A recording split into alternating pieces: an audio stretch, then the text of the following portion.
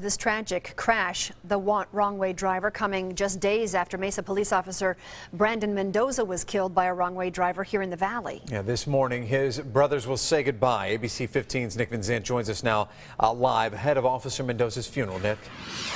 Well, this funeral is expected to start right at 10 o'clock, but you take a look over what's my left shoulder and you can see that Mesa police officers have already started to arrive here.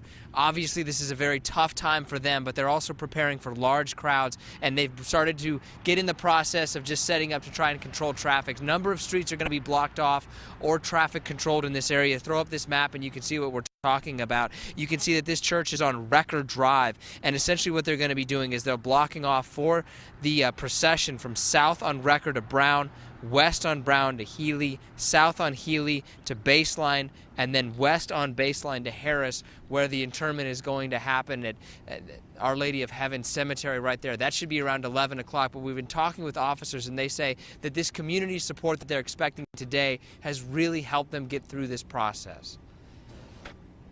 I'm not sure I've seen much like it. The memorial is popping up not just at parks or the police departments, but in people's front yards. Just because he stopped by there to say hi or worked with them on a project or helped their family in some way. So absolutely overwhelming. Just talked with some officers. They say they don't really know what to expect in terms of crowds. They say there might be anywhere from a couple of hundred to more than 1,000 people. The mass starts at 10. The procession probably around 11:30, 11:45. In Mesa, Nick Van Zandt, ABC 15. Nick, thanks for that. We now know that the wrong-way driver who killed Officer Mendoza was drunk, quite drunk, you could say. The medical examiner says Raul Silva Corona had a blood alcohol content 3 times the legal limit.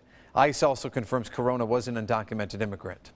You will be able to follow part of today's service. You can watch it live streaming on abc15.com. Also, download our mobile app, ABC 15 Mobile, to follow that live. The Mass in our live coverage starts at 10 o'clock this morning.